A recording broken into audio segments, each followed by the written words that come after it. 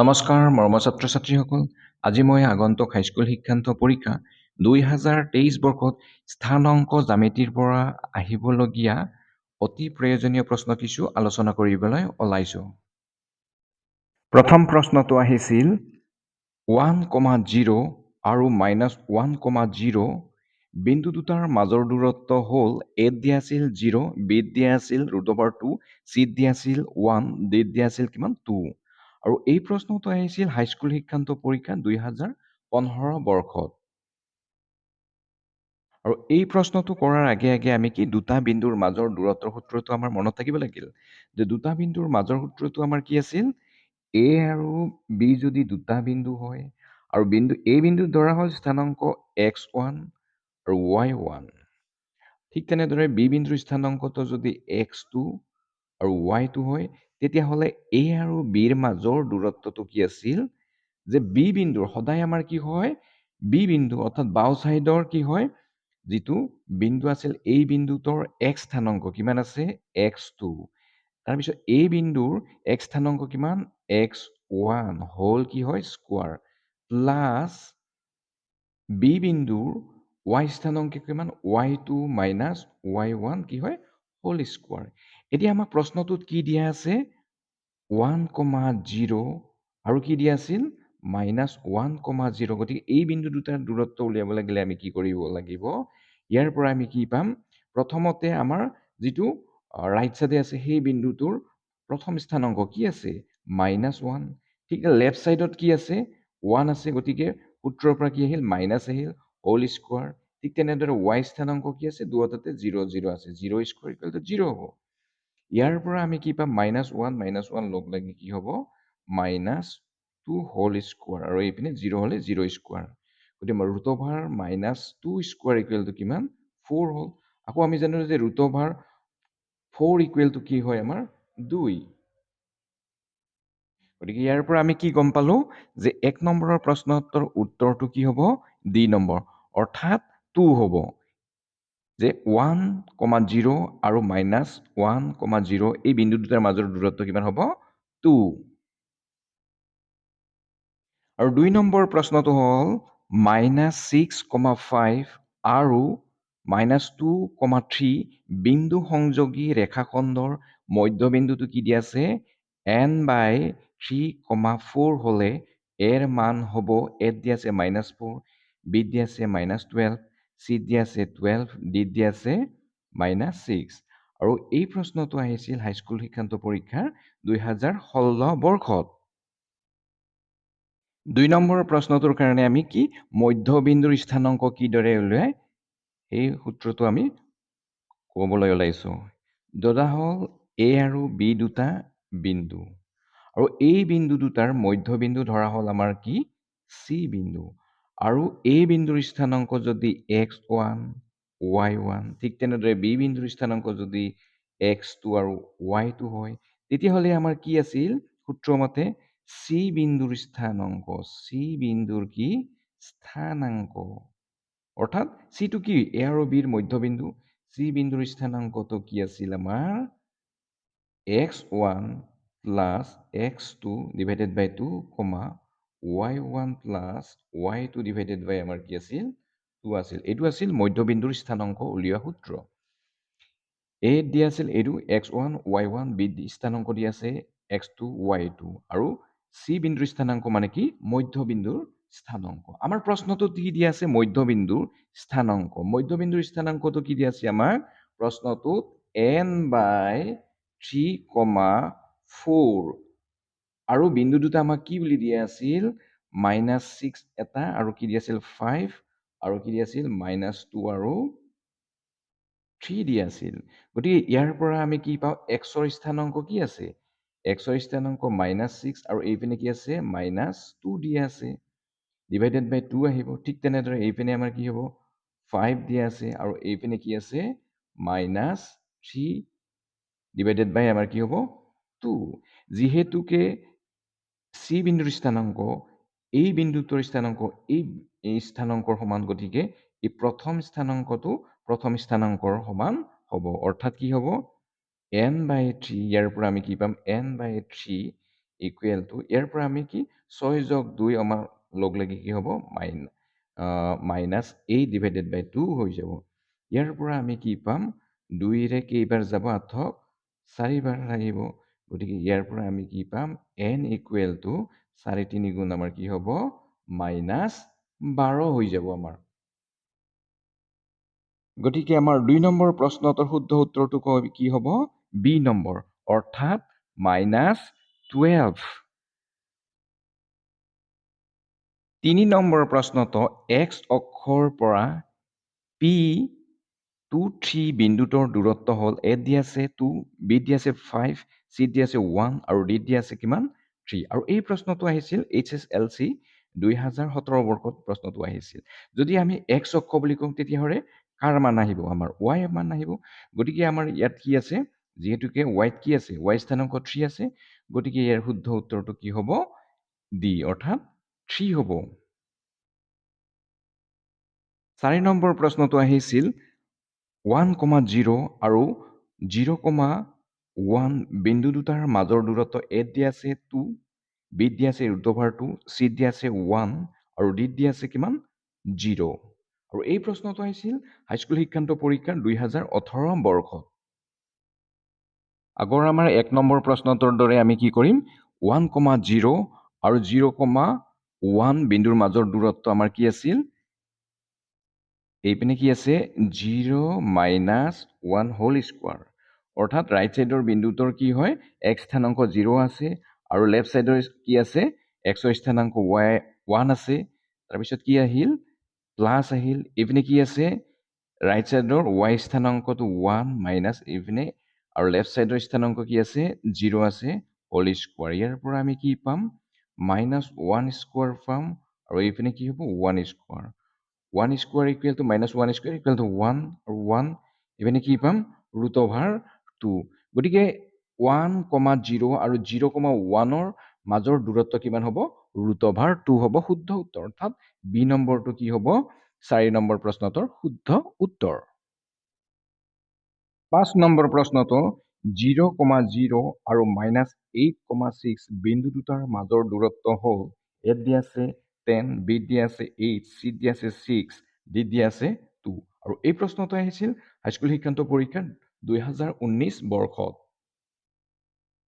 আমি সূত্ৰৰ পৰা পাইছো কি যে মূল বিন্দুৰ পৰা যদি আমাৰ x আৰু y এটা বিন্দু থাকে এই বিন্দুটোৰ দূৰত্ব কি হয় মূল বিন্দুৰ পৰা দূৰত্ব আছিল কিমান x square plus y square. যিহেতুকে আমাৰ প্ৰশ্নটোত কি আছিল মূল বিন্দু 0 0 আৰু বিন্দুটো আছিল -8,6 আছিল। গতিকে ইহঁতৰ মাজৰ দূৰত্ব আমাৰ কি আহিব √-8 স্কোৱাৰ প্লাছ √- কি আহিব আমাৰ কি আছে দ্বিতীয় 6 স্কোৱাৰ আহিব। গতিকে ইয়াৰ পৰা আমি কি পাম 8 গুণ কিমান পাম 64 আৰু 6 গুণ কিমান 36। ইয়াৰ পৰা আমি কি পাম 6 4 10 শূন্য হাতে গ'লে 1 6 3 9 1 কিমান হ'ল 10 √10 স্কোৱাৰ ইকুৱেল টু কিমান আমি 100 মানে কিমান 10 স্কোৱাৰ। গতিকে আমাৰ ইয়াৰ পৰা আমি বৰ্গটো উঠিয়াই দিলে আমি কি হ'ব 10 হ'ব। গতিকে আমি ইয়াৰ পৰা কি পালো 0,0 আৰু কি -8,6 এই বিন্দু দুটাৰ মাজৰ দূৰত্ব কিমান হ'ব 10 একক। গতিকে 5 নম্বৰ প্ৰশ্নটোৰ শুদ্ধ উত্তৰ হ'ব A 10। 6 নম্বৰ প্ৰশ্নটো হ'ল x, y বিন্দুটো 7,1 আৰু 3,5 বিন্দু দুটাৰ পৰা সমদূৰৱৰ্তী তেনেহ'লে A দি আছে x plus y equal to 2, B দি আছে -x plus y equal to 2, C দি আছে x minus y equal to 2, D দি আছে -x minus y equal to 2। আৰু এই প্ৰশ্নটো আহিছিল হাইস্কুল শিক্ষান্ত পৰীক্ষা 2020 বৰ্ষত। আমাক প্ৰশ্নত কি দি আছে x, y এই বিন্দুটো 3,5 আৰু 7,1 বিন্দুৰ পৰা সমদূৰৱৰ্তী আমি x y বিন্দুটো ধৰিলে আমি c বিন্দু বুলি ধৰিলো আৰু তেতিয়াহ'লে কি হ'ব AC সমান কি হ'ব BC অৰ্থাৎ A ইয়াৰ পৰা যিমান দূৰ ইয়াৰ পৰা কি হ'ব সমান AC ইকুৱেল টু কি আছিল আমাৰ সূত্ৰ দুটা বিন্দুৰ মাজৰ দূৰত্ব কি আছিল √* কি আছিল x - 3 হোল স্কোৱাৰ প্লাছ আমাৰ কি হ'ব y - কি হ'ব 5 হোল স্কোৱাৰ এইপিনৰ পৰা আমি বি চি কৰিব লাগিলে x - 7 হোল স্কোৱাৰ প্লাছ কি হ'ব y - 1 আমাৰ কি হ'ব হোল স্কোৱাৰ। ইয়াক যদি আমি ভাঙি দিওঁ একেবাৰতে কৰিলোঁ যে বৰ্গ উঠাই দিলোঁ স্কোৱাৰ কৰি, তেতিয়াহ'লে আমাৰ কি হ'ব x স্কোৱাৰ মাইনাছ 3 দুগুণে আমাৰ কি হ'ব a - b হোল স্কোৱাৰ কৰিলে 6x প্লাছ 3 ঠিক 9, ঠিক তেনেদৰে এইপিনে কি হ'ব y স্কোৱাৰ মাইনাছ 5 দুগুণ 10 y প্লাছ 25 হ'ব 5 5 গুণ 25। এইপিনৰ পৰা x স্কোৱাৰ 7 দুগুণে কি হ'ব 14x প্লাছ 7 গুণ 4 9 49। এইপিনে হ'ব y square minus 2y plus কি হ'ব 1 হ'ব। ইয়াৰ পৰা আমাৰ কি হ'ব x কেঞ্চেল গ'ল, y আমাৰ কেঞ্চেল গ'ল, আৰু কিবা কাটিব লগা আছে নেকি? ইয়াৰ পৰা আমি কি পাম x আমাৰ কি হ'ল মাইনাছ 6x, এইপিনে কি আছে মাইনাছ 14x আছে, মাইনাছটো আমাৰ এইপিনে আহিলে কি হ'ল প্লাছ হ'ল। ঠিক তেনেদৰে আমাৰ কি আছে এইপিনে মাইনাছ 10y আছে, এইপিনে আছে মাইনাছটো এইপিনে আহিলে প্লাছ 2y হৈ আহিব। আকৌ এইপিনে কি থাকিল আমাৰ শেষত থাকিল আমাৰ 9 পাঁচে 14 4 হাতে গ'লে 1 2 1 কিমান 34, আৰু এইপিনে থাকিল 49 প্লাছ 1 এইপিনে 50 মাইনাছ 50 হৈ আহিল ইকুৱেল টু 0। এতিয়া আমি কেলকুলেশ্যন কৰিলে আমি কি পাম 8x পালোঁ আমি, আৰু এইপিনে কি আহিল 8y আহিল, আৰু এইপিনে কি হ'ল মাইনাছ, ইয়াৰ পৰা আমি কি হ'ল 34ৰ পৰা এইপিনে হ'ল 6 আহিল, আৰু এইপিনে কি থাকিল 1 ইকুৱেল টু 0 থাকিল। গতিকে ইয়াৰ পৰা আমি কি পাওঁ 28 যদি হৰণ দিওঁ তেতিয়াহ'লে কি হয় 8 গুণাত x minus y equal to এইটো ষোল্লটো সিপিনে ল'লে 8 কেইবাৰ যাব 2 বাৰ যাব। গতিকে আমাৰ কি হ'ব এই বিন্দুটো অৰ্থাৎ x, y ৰ পৰা 3,5 আৰু 7,1 এই বিন্দুটোৰ বিন্দু দুটাৰ পৰা সমদূৰৱৰ্তী হয়, তেতিয়াহ'লে আমাৰ শুদ্ধ উত্তৰটো কি বুলি কৈছিল x minus y equal to 2 হয়, হ'ব কি শুদ্ধ উত্তৰ। গতিকে 6 নম্বৰ প্ৰশ্নটো ইয়াত আমি যদি চাওঁ কি পাম x minus y equal to 2, গতিকে শুদ্ধ উত্তৰটো হ'ব কি C। 6 নম্বৰ প্ৰশ্নটোৰ শুদ্ধ উত্তৰ হ'ব C, x minus y equal to 2। 7 number প্ৰশ্নটো হ'ল a, b আৰু মাইনাছ a, মাইনাছ b বিন্দু দুটাৰ মাজৰ দূৰত্ব হ'ল a দিয়া আছে 2 root over a square plus b square, b দিয়া আছে 5,0, c দিয়া আছে 0, d দিয়া আছে 1,1, আৰু এই প্ৰশ্নটো আহিছিল হাইস্কুল শিক্ষান্ত পৰীক্ষাৰ 2022 বৰ্ষত। a, b আৰু মাইনাছ a, মাইনাছ b এই বিন্দু দুটাৰ মাজৰ দূৰত্ব আমাৰ কি হয় এইপিনে আমি কি হয় মাইনাছ a হোল কি হ'ব স্কোৱাৰ প্লাছ মাইনাছ b সূত্ৰৰ পৰা আমি পাম b হোল স্কোৱাৰ। গতিকে মাইনাছ a লগ লাগে মাইনাছ 2a হোল স্কোৱাৰ হ'ব, ঠিক তেনেদৰে মাইনাছ 2b হোল স্কোৱাৰ হ'ব। এইপিনে কি পাম বৰ্গটো কৰিলে আমি 2 দুগুণে কি হ'ব 4 a স্কোৱাৰ 4a স্কোৱাৰ 4 কি হ'ব b স্কোৱাৰ। ইয়াৰ পৰা 4টো যদি কমন লওঁ আমি কি হ'ব 4 কমন ল'লে আমাৰ a square plus b square হ'ব। এতিয়া ৰুট অভাৰ 4 ইকুৱেল টু আমি কি জানো 2 জানো, গতিকে ইয়াৰ পৰা আমি কি হ'ব 2 root over a square plus b হ'ব শুদ্ধ উত্তৰ। 7 নম্বৰ প্ৰশ্নটোৰ শুদ্ধ উত্তৰ হ'ব a 2 root over a square plus b square. 8 number যদি আমি প্ৰশ্নটো চাওঁ যে মূল বিন্দুৰ স্থানাংক তলৰ কোনটো, a দিয়া আছে 0,1, b দিয়া আছে 5,0, c দিয়া আছে 0,0, d দিয়া আছে 1,1, গতিকে শুদ্ধ উত্তৰ মূল বিন্দুৰ স্থানাংক কিমান 0, 0।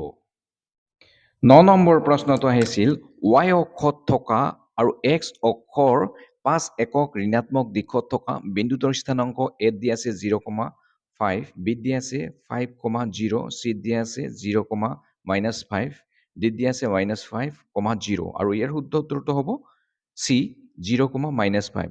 y অক্ষত থকা যিহেতুকে y অক্ষ মানে কি x ইকুৱেল টু 0 আৰু x অক্ষৰ কিমান ঋণাত্মক দিশত -5, গতিকে শুদ্ধ উত্তৰটো 9 নম্বৰ প্ৰশ্নটোৰ শুদ্ধ উত্তৰটো হ'ব C নম্বৰ।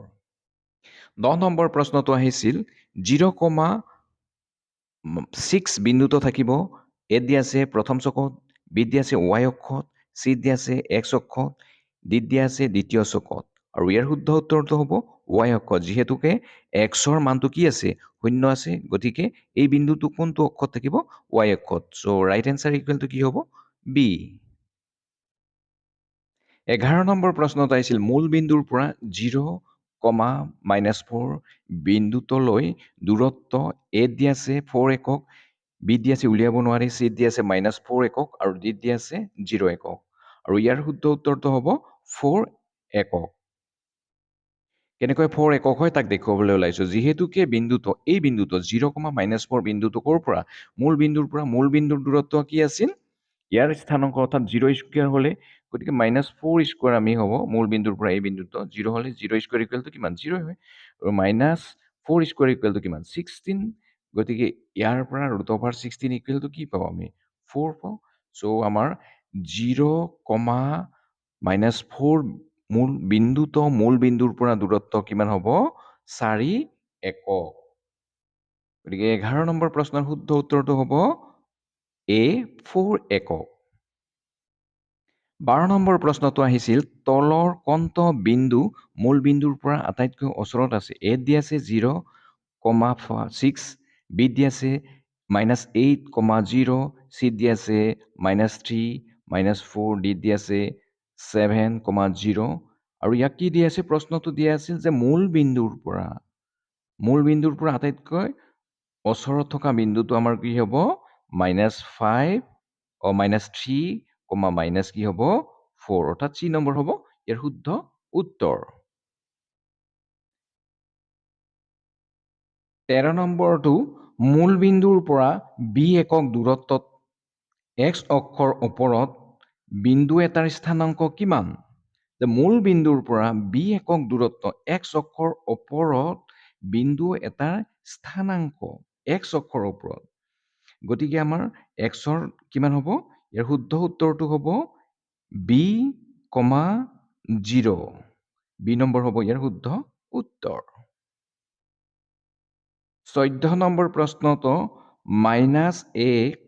-a, বিন্দুটো স্থানাংক সমতলত কোনটো চকত আছে? A দিয়া আছে প্ৰথম চকত, B দিয়া আছে দ্বিতীয় চকত, C দিয়া আছে তৃতীয় চকত, D দিয়া আছে চতুৰ্থ চকত। আৰু ইয়াৰ শুদ্ধ উত্তৰ হ'ব কি? যিহেতুকে আমাৰ কি আছিল? দ্বিতীয় চকত হ'ব লাগিলে কি আছিল? A চকত আমাৰ কোনবিলাক আছিল? প্লাছ আছিল। আৰু দ্বিতীয় চকত কোনবিলাক আছিল? মাইনাছ আৰু প্লাছ আছে। গতিকে ইয়াৰ শুদ্ধ উত্তৰটো হ'ব কি? দ্বিতীয় চকত, কাৰণ মাইনাছ আৰু কি আছে? প্লাছ আছে। গতিকে দ্বিতীয় চকতে আমাৰ কি হ'ব? -a আৰু B বিন্দুটো থাকিব।